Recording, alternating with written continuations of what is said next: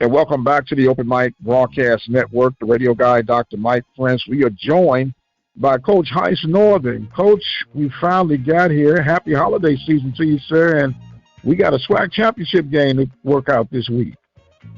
Yeah, it looks like it's all set up for both teams to try to see if they can win them a ring this weekend.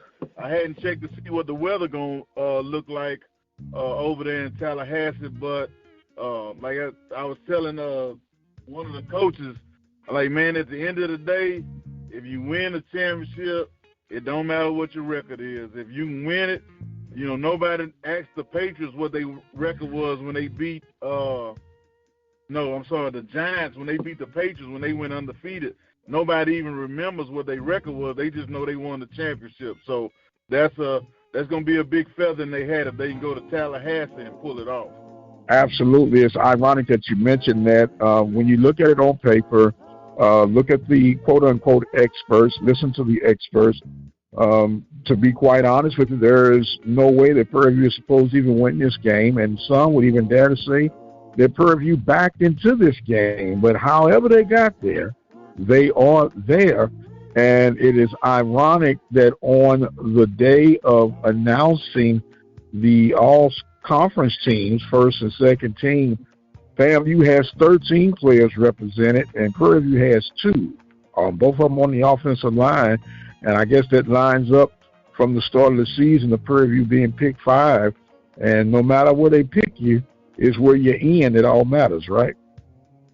Man, you still got to play the game at the end of the day. So how many guys you make it, yeah, that's important to through the program for certain value points. But at the end of the day, if you win a championship, you don't care how many guys on your team. And if you look at the success that Florida A&M has had, you know, they have a nationally ranked defense, a 3-headed monster at running back. So you would expect them to have a lot of success or a lot of accolades going into it. And with the record, like I say, they only lost 1 game all season. So you expect them to be up there when it comes to the postseason honors with a record like that. No doubt about it. And the one thing about it, in my opinion, and of course I'm looking at this with the PV colored glasses on, no doubt about it, all pressure, to be honest with you, is going to really be toward FAMU. They have the most to lose from this with the expectations. Not that Prairie View doesn't have any expectations, but Prairie View can really go in here playing with house money, a little bit relaxed. They, like you say, they got all strikes against them.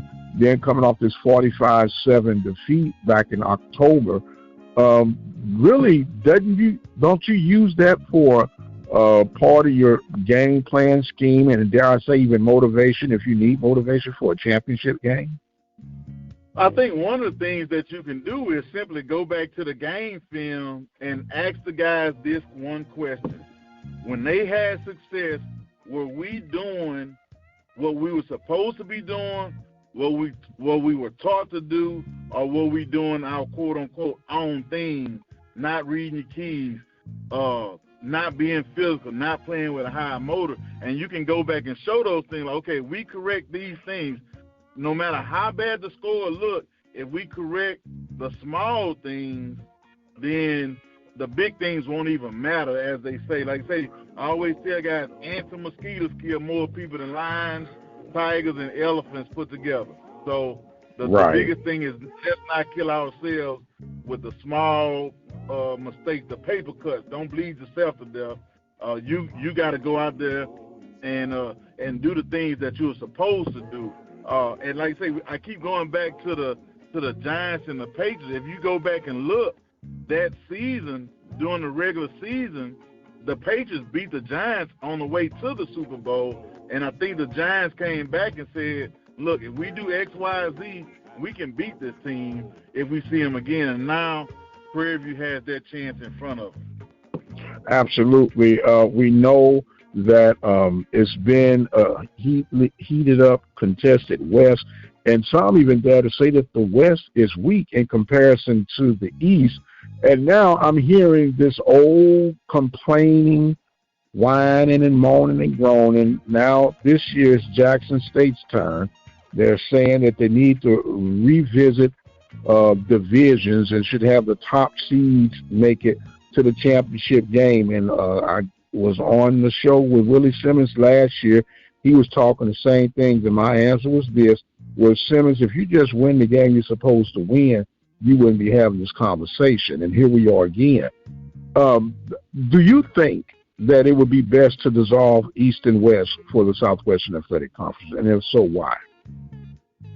You know what? I can say I don't agree with it because for a while, like you say, I remember when I was coaching at Grambling, the saying was, well, they had it easier because at times Alcorn may have been struggling, Valley always struggled, and the only team on the western side that may have struggled would be a Prairie View, occasionally a Pine Bluff or something like that. So it was always looked at which side was easier. And it goes back and forth with, all right, 1 year, a couple of years the East is going to be dominant, a couple of years the West is going to be dominant. If you look at NBA basketball, it's the same way. NFL football, NFC versus AFC, it's going to flip-flop back and forth, and it's going to look like, oh, we need to do this and we need to change. And as soon as you keep it the same, it flip-flops back and forth. So, everybody has their argument, especially when they the team that's on the outside looking in, like the playoff situation. You got that 5th and 6th team going to say, well, all this other stuff shouldn't matter, but our strength of schedule or, all that kind of stuff. But at the end of the day, I bet if you go back and look at the western side versus the eastern side, if you look at the intersectional matchups, it's going to be 55-45, 50-50. It's going to be somewhere close in that range. And then don't talk about if you take a Mississippi Valley out of the equation or a struggling Pine Bluff out this year, I guarantee if you look at the records, it's going to be 50-50. Absolutely, absolutely. So I guess that's going to always be something to talk about. I like the setup of the East and the West, and I like the fact even more that the top seed gets to host a championship game. I just think it adds a little bit of flavor when it comes to that. And I'm also on record for saying, even though I like those things, they are somewhat of a hindrance when it comes to the Celebration Bowl, because that MEAC opponent has more time to add new wrinkles to their scheme. They get a chance to dissect even more to a degree of what the winner of that East or West representing the SWAC is going to be bringing to the table, and they're rested up. But, some say they'd rather play, some say they'd rather have the rest. But once again, it's what fans go back and forth and discuss. Yeah, well, part of it is, too, depending on how your staff is divided up. So just say Howard already knows they're going to play Florida A&M or Prairie View. So they may say, on the offensive side of the ball, 2 of you guys get as much film on Prairie View as possible.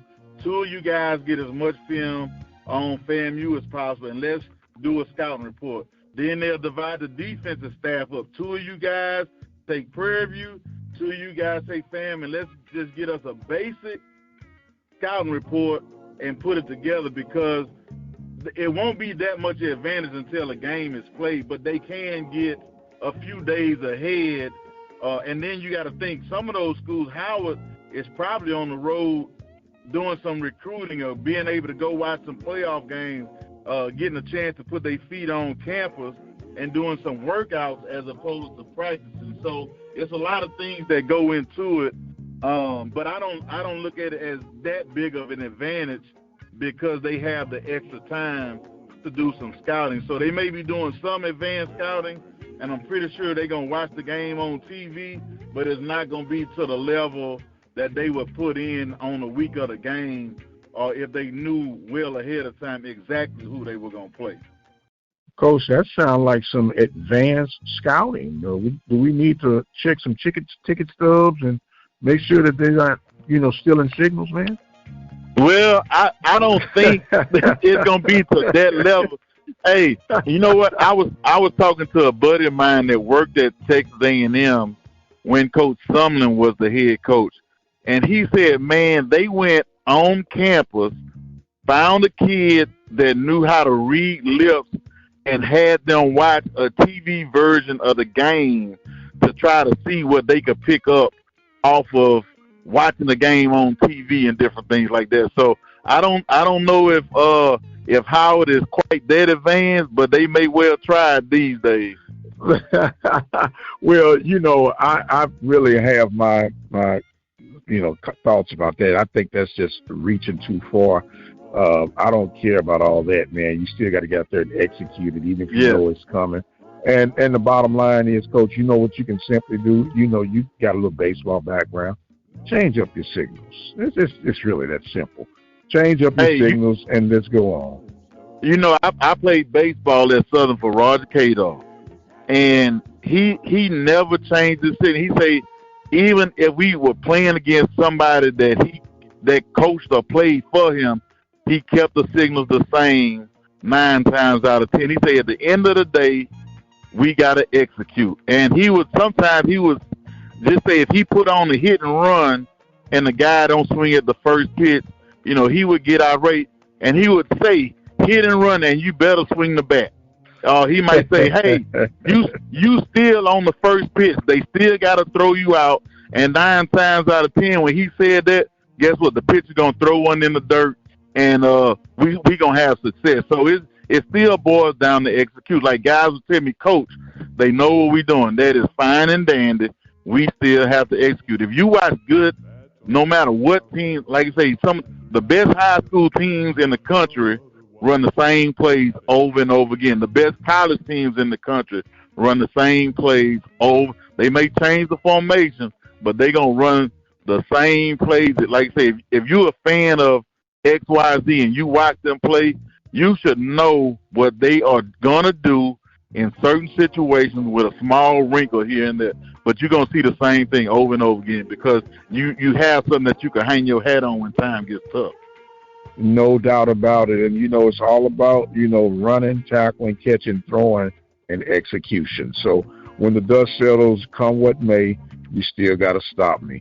We're going to talk about this Prairie View and FAMU game in a little bit, but I want to get on the coaching circuit right now, Coach. We have right now 2 vacancies in the Southwestern Athletic Conference. We have a vacancy in the MEAC Conference. With the Grambling Southern game that took place this past weekend. Terrence Graves' name is now kind of hot on the possibility at Southern. They're talking even the possibility of him becoming the next guy at Texas Southern. It's so much going on in the air, and there's even some whispers that all corners might be turning the page on Coach McNair because he's at the end of his contract. You have an ear to the ground, and I know this might be a delicate situation or topic for you, but what are you hearing in the atmosphere, sir? Man, it's some of the same names, but if you think about it, it's no real, I would say, hot coordinators out there that, people are saying, okay, this guy definitely has to get a job or should get a job. It's nobody like that right now, or it's not. It may be some guys at the Division II level that are doing pretty good, but if you look, okay, just say what happened with Coach Berry, Kenneth Berry at Benedict, they lost they the number 1 seed and lose in the first round. So some people are saying, okay, he can beat these quote-unquote HBCU schools, but can he beat anybody else? So what can he do somewhere else? So it's not the hottest of names out there, but it's the same names, if you understand what I'm saying. And right. I'll go on record as saying this. If Alcorn get rid of Coach McNair, that's gonna be a regret. I guarantee they're gonna regret for 10 years. They might could bring Nick Saban in there. I don't know, but if they get rid of Coach McNair, I feel sorry for them as a program and as a school. And Mike, right. I know I ruffle some people feathers the wrong way because I tell it like it is, And my mother always told me I need to be a little bit more political, but I really do believe in standing on right. And, you know, like I tell my son, I can't send him in the woods with a 22 and expect him to bring me a deer back home. I have to give him the weapon that he needs in order to bring the right thing back home. So when you haven't given people what they need, it's almost like Coach Mora was saying, that you lose the right to complain. You lose the right to moan and gripe about the situation if you haven't given people the proper tools to do the job that they need to get done. Absolutely. And in that same breath, because he's been able to work such magic with very limited resources, you would think it's a no-brainer. But once again, I'm not there in Norman, Mississippi. I don't know what all is going on. I better know what's going on in my own home, Coach, let alone what's going on at Alcorn State, you know. But it's very, very unique. And back to Barry just for a second. We know he has Southern ties, but we know what he's been doing at Benedict. And even though it might not seem at the point, but it seems right now he might be the ideal fit for South Carolina, being that he's already out in that area. He's recruiting strong in that area, and it will be a much easier, smoother transition, irregardless of the fact that he has that Southern ties. How do you see that part? Like I said, that make a whole lot of sense what you said. He's already in that state recruiting. He's established himself in that state. He can go down into Georgia and get some guys. He can go north and get some guys, and he knows the lay of the land. Now, some of the things that we may not know about may be the budget situation, which I understand they had some issues a couple of years ago. But at the end of the day, South Carolina State is an outstanding program, and you have some inroads there. Now, if he goes back to Baton Rouge, it may be some people that say, well, when he was here, they didn't do X, Y, Z, or, you know, I don't know him that well. You got to go reestablish. But if you already there in a state and recruiting, you familiar with the high school coaches, to me that would be one of the advantages that he would have if he was to stay in South Carolina. But at the same time, if he was to go to Baton Rouge, you know, that's a sleeping giant, and he would know what he will be dealing with already, having been on that campus for a few years as a coach. So I think either one of those jobs, you know, like I say, if you had to rank top 10 jobs in HBCU football, the Southern job and the South Carolina State job would definitely be up there. Yes, sir. Another familiar name would be Trey Oliver. He's been proven that he knows how to establish and build programs. They're saying he could possibly come back, and he has the Southern ties again. What do you think when you hear that name floating in the atmosphere? Well, I think that would be, unless Southern bags up the truck for him, I would find that to be hard to believe, because he's coaching at the school that he played for. So I would just say, if I was the head coach at Southern, I would find it hard to leave to go to another HBCU. And that's my opinion. Now, it's a different ball game if I get a chance to go to a school that's going to either pay me a lot more money or, you know, get me closer to family, those types of things. But I find it hard to believe that a guy will leave his alma mater to go somewhere else unless it's a much, much, much bigger pay. And this Heights Northern speaking, I don't feel like I need validation outside of HBCU football to make me feel like I'm a good coach. So that's a whole another ball game. But I like Coach Oliver. I think he does a good job. His kids play hard for him. I've, you know, met him on several and talked to him about ball, and he's a ball coach, and he gets the most out of his guys. But I find it hard to believe he will leave his own school. Right. And here's another dynamic that people may or may not be looking at, Coach, and call it for what it is. But if I were looking for a head coaching job on the HBCU circuit, now I'm a SWAC guy, you know, inside out, and I know you are as well. But if I'm looking at the easiest road to a championship, I want to go and coach in the MEAC. And here's why. I don't have to go through the East and the West. I don't have to go through a SWAC championship. I just got to win my games in my conference, be the last man standing at the end of the year, and bring on the SWAC champion. And it's not a whole lot of teams in the conference that you have to go against. Just say, right. If you over here, you got to go through at a minimum 7, I want to say. So it's a tougher road. Now their non-conference can be much more hectic, but at the same time, they can play a lot of they can play a lot of CIAA schools. And still play a lot of HBCUs and just sort of stay in their area, whereas a lot of the schools down here, you get tied into the money games, the Southland Conference schools, as well as the SWAC itself. So it's like I say, it's a tougher road to go down than if you are on that side. You are correct in that, in my opinion. Absolutely. Now, let's talk about another coach who has a proven, track record, but then has a little baggage sometimes, depending on who you ask, and that's Coach Eric Dooley. He's won at Pine Bluff. He's won at Grambling. He's won at Prairie View, and believe it or not, he won at Southern. Do you think he would consider trying to go to the MEAC, or do you think there's a place at the SWAC that would, say, hey, come on board, or, Division II programs? I find it maybe a little bit challenging to go in that role of maybe coordinator, let alone quarterback coach, being that he's been at this the big boy seat for, I guess this will be his third trip right now, his second head coaching gig. How do you see that one playing out?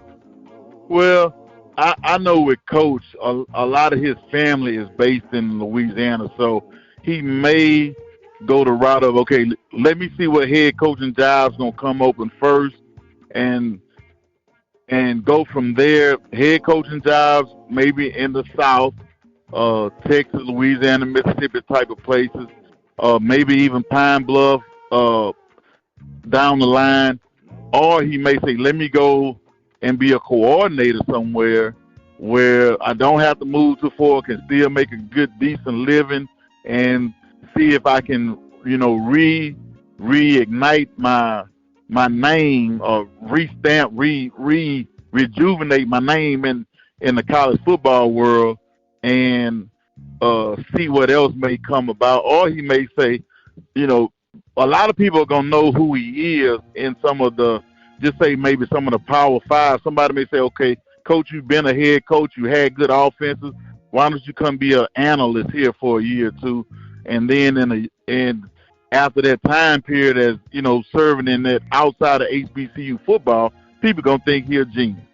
So then he can step back into maybe a coordinator role at a P5 school, or back to being a head coach at a HBCU somewhere else. So it just, a lot of it is gonna depend on sort of what he and his wife sit down and decide what's gonna be our next route. From what I understand, he got a nice upfront payday from Southern University. So he may say, well, I can sit back and relax a little bit, maybe try to get in the TV side of things for a year or so, and then get back into coaching. So he has a lot of options available. He's a well-liked guy, and, things may open up for him that people don't even expect to open up for him. All right, we're talking right now with Coach Heiss Northern. We're talking SWAC football, of course. Coach, I want to ask you about this other opening that we have, Texas Southern. You've had the honor of being on that sideline. We know the challenges that Texas Southern has had to experience, and a lot of people don't realize that Coach Ashbury did a lot to get Texas Southern back on track. And then he had the Haywood, and then, of course, the last run with McKinney. What, from your vantage point and understanding about the layout at Texas Southern, what type of coach do they need to get them over that hump? Man, it's sort of crazy because you don't know what it takes to succeed down there, because I know all three guys. I worked for Coach Asbury, Coach Haywood. I've been knowing since I was in college. He coached at LSU when my brother was there. And I know Coach McKinney from when he was at the University of Houston. So in my mind, you know, you had Coach Asbury, who's one of the top HBCU coaches, came in, took the job, you know, brought in some guys through the APR penalty phase. And then when Coach Haywood took over, to be honest with you, I don't think he thought it was going to be as hard as it was to get guys to buy in down there. It's no way, based on his background, anybody would have really thought that he was going to fail at Texas Southern after what he did at Miami of Ohio. So then Coach McKinney comes in, a hometown guy, with having coached, you know, Texas, University of Houston, Texas A&M, Arizona, but didn't have extensive coordinator experience. I'll put it like that. So you could see that he was going to be able to get some good players because a lot of people knew him for the simple fact that he coached at those other schools. But being able to put it all together, be the man to stand out front, get guys on board, doing the right thing, like I say, when nobody's watching, I think that's the one thing that some of the coaches at Texas Southern have struggled to do is, you know, yeah, you may be in the midst of chaos, but we have to have our own island here. With what they have academic-wise, you can keep guys eligible. You can get guys, first of all, you can get guys in school there. Then you can keep them eligible because of the majors that they have offered, and that should lead to success.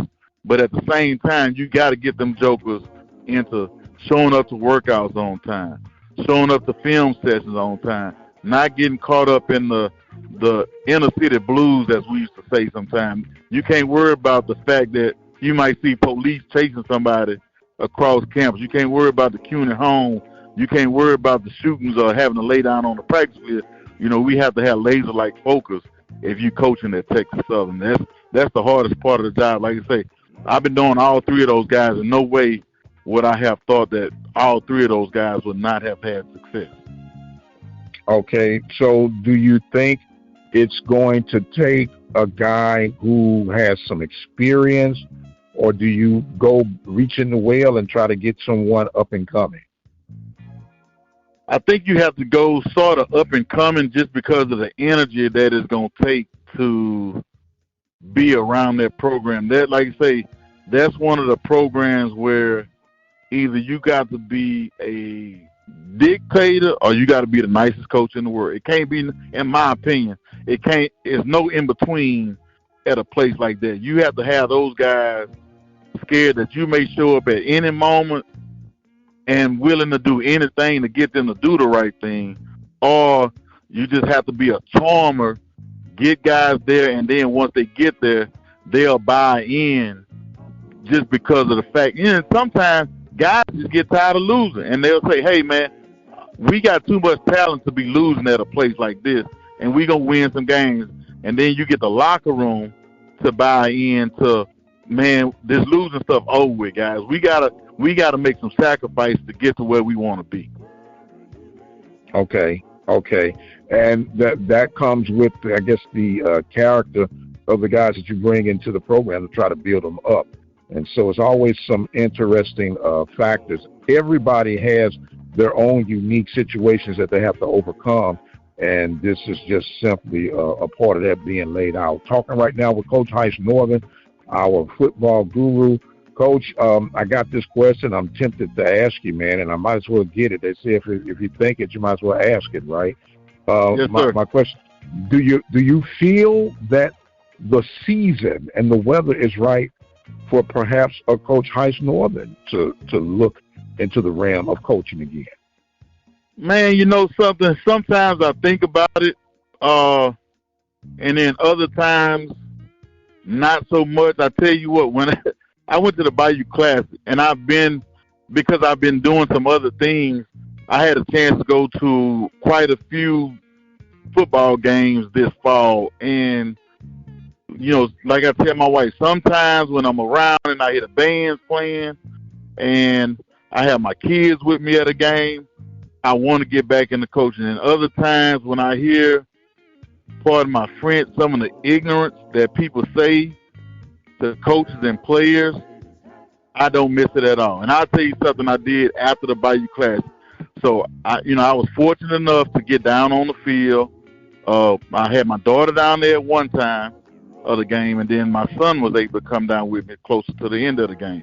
So after the game was over, and I believe I talked to you about it, I saw blood on the field, and I walked over to him, and I introduced myself. And because I don't take for granted that people know who I am, I say, "Hey, man, how you doing? My name is Heiss Northern. I played football at Southern University, and I just want to tell you thank you. And I want to tell you that what happened to you on senior day don't represent everybody in Jaguar Nation. I just want to apologize for the way that some of those people acted, and when they booed you at that game, I said, I don't think you deserve that, no matter what you did or what you didn't do. And I just want to thank you for what you did for my university." And I just left it at that. So, like you say, and my wife, they sat in the stands at the game, and nobody knew that she was my wife. But the fact that people were saying some of the things about football and their expert opinion, and she was like, "Man, these people really don't have a clue what in the world they talking about, but they think they know football." When they were talking strategy and stuff. And Right. So, when I'm at some of the games, I want to get back into coaching. But sometimes I know that some of this NIL landscape I probably wouldn't handle well. Some of this, having to re-recruit your team every year, I wouldn't handle well because, I'm of the opinion, like, look, man, I took a chance on you when nobody else did on some of those guys that you're going to get. Or you said you were coming here for X, Y, Z, and you want to leave after a year. That's, you're not going to be able to, I don't think that's sustainable in the real world type attitude. But I just don't know how I would handle that. So that would be a struggle for me. And I even had problems with kids that may have transferred from Prairie View that I stuck my neck out for, may have given a scholarship to, because back then when those guys left your program, it hurt your APR. So that's a whole nother ball game. So now you, like I said, you got to deal with NIL. And I think in certain places I would strive with the NIL because of how I know how to, relate to people outside of the campus setting, outside, in the city of, just say, Houston. I know enough people that work for some big companies that can say, "Hey, man, I have this guy here, this major. Let's try to do something for him." Or, just say, for a while in Baton Rouge, it was 2 or 3 mayors I was on the first name basis with. Or just say if I was to go back to Grambling, it's several people that still remember when I coached there, 15 or 20 years ago, and I have a great relationship with those people. So, like I said, I think at certain places I could be successful, and other places I don't know, especially if I know it's a couple states that my wife's not going to move to. So I know they out of the picture already. Hey, and being honest with you, see, like, she'll tell me, "You can go and we'll come visit you, but we not moving to X, Y, Z." So, and I have to tell her, I appreciate you for telling me that ahead of time. I know that's right, Coach. I know that's right. Well, look, I got another almost like a trick question for you, and I want you to try to be as biased as possible. And we're going to say, I know there was a chuckle in that one. With the availabilities that we have, that we know are available right now, South Carolina State, Southern University, Texas Southern, and let's just say hypothetically Alcorn State, which one would be the better fit, or let's say the best situation to win instantly? The best situation to win instantly, I would have to say Southern, followed by very, very closely South Carolina State, then followed by Alcorn, if that's in the realm of possibility. I feel like I'm leaving out one choice. Texas Southern? Texas Southern. So you know what? I based off of rosters, I would probably put Texas Southern higher because they have a team that don't look like everybody else. Minus the quarterback position, their team looked different or as good as anybody I saw in the SWAC. Bar none now. Besides Florida A&M, them and Florida A&M that I saw in person had the best two looking teams. If you just go, that's what a defensive end, that's what a defensive tackle, that's what wide receiver is supposed to look like. That three-headed monster that they have at running back at Florida A&M, nobody has that, but Texas Southern got some good backs as well. Grambling has some good backs, but just overall, man, Texas Southern got to be up there when you talk in terms of what a good 1AA FCS team supposed to look like. They got the look. Okay. Well, I guess you gave me a very good response, and I appreciate that. I know that was a tough segment there for you, but I appreciate that, sir. Mm-hmm. Look, when we get back to this FAMU Prairie View game, the handwriting is on the wall when you look at the execution style of FAMU and the execution style of Prairie View. The pass is the pass, but it is an obvious pass. 45-7 is the score. If there is any advantage that I think that Prairie View would have in this contest, believe it or not, it's going to be from the defensive side of things, with the fact that although FAMU has the three-headed monster in running, their running attack is not as threatening as their passing attack and as Prairie View's running attack can be on any given Saturday. I think if they can create a turnover or two and get off the field when they're supposed to, there could be a slight inside advantage for Prairie View to pull off what would obviously be the upset this weekend.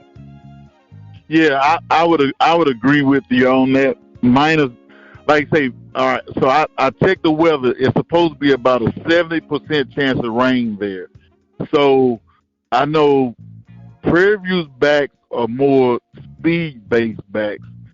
Florida A&M has a couple of guys that, like I say, the fact that they rotate them helps them, but I think it hurts them.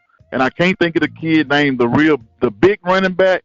If they give him the ball 25 to 30 times, nobody's going to want to tackle that dude probably midway through the third quarter, especially if they line up in the eye and run him. Now, some of that one-back stuff that they do is fine and dandy, but if you put a fullback in front of that kid and you run some power and some ISO, I guarantee it's going to be a long day for the Panther defense. If they just say, all right, it's raining, we're not going to throw the ball unless we have to, but we're going to give you these 235 pounds 3 or 4 times in a row and see what you want to, if you really want to tackle and play some football today. That would be my strategy if I know I'm playing in a good rainstorm with that big kid back there. But at the same time, I do think if Prairie View can find a way to minimize those defensive tackles with some double-team blocks and maybe have to run a little bit more downhill at FAM, they may see a little bit more production in their run game than if they try to run maybe some outside or off-tackle stuff, which, like I say, FAM's running game is based off average and not total attempts, where Prairie View's is going to be based off total attempts with a little bit of average mixed in there, because they more thinking we going to hit some home runs, where FAM is content with, okay, we'll keep hitting these singles over and over, and sooner or later you're going to make a mistake and we're going to hit a triple or a home run. Right, because right now FAM is average about 5.1 yards per carry, and that's a pretty hefty average. And I believe Prairie View is at 4.8, but with much more volume. But that's neither here. I want you to put the defensive coordinator cap on right now, Coach. And how do you stop FAM and how do you stop Prairie View? How you stop FAM is 5-man pressure on first down, making them throw the ball. But your guys have to know when we send this blitz, this is where the ball is going to go. That is the key, knowing where they're going to go with the football. Are they going to throw it to the number one receiver outside, or they're gonna try to throw the speed out. And you can run some you can set your defense up, as we say, to make them throw the ball. You show your blitz, and then you know where they're gonna go with the ball once you do that blitz. If I'm going against Florida A&M, and I've done it, I've tried it before, and sometimes it's gonna work in your favor, and sometimes they may crease you. The other thing, if I'm going against Prairie View, I'm gonna try to I'm gonna be hell bent on stopping the run on first down.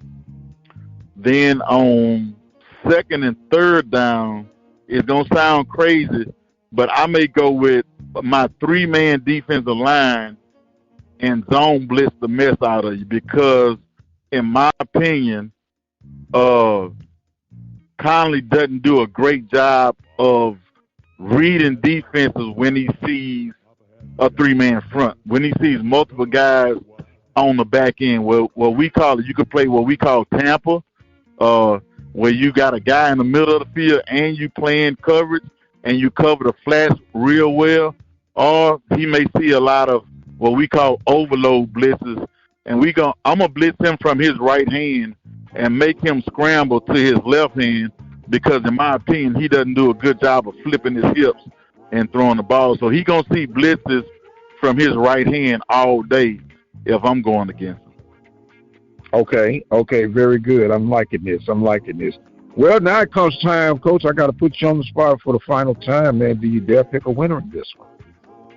No, I'm not gonna pick a winner, to be honest with you. Just like you say, I got good buddies on both sides, and to be honest with you, I'm hoping for a good game, because I think that's what the SWAC deserves. Just a good quality football game, very low penalties. With the rain, the turnovers might balance the game out with a bad snap on special teams, or a few snaps all over the place, or you got guys that can punch the ball out. So I like to say, I just hope it's a well played, low penalty, close game. I mean, I've had the luxury of enjoying a couple of overtimes this year, as well as some real good games that went down to the last play or the last second of the game to see who was going to win or lose. So I'm just hoping it's another one of those, blood pressure and cigarette games, as we say. A nail biter. Everybody got nails almost bleeding because they done bit them down, and it's just some good back and forth football.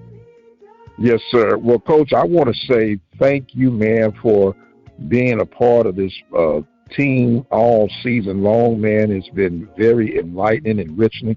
Folks have enjoyed you from day one, and we're truly much better with having you around. And once again, I can't say thank you enough.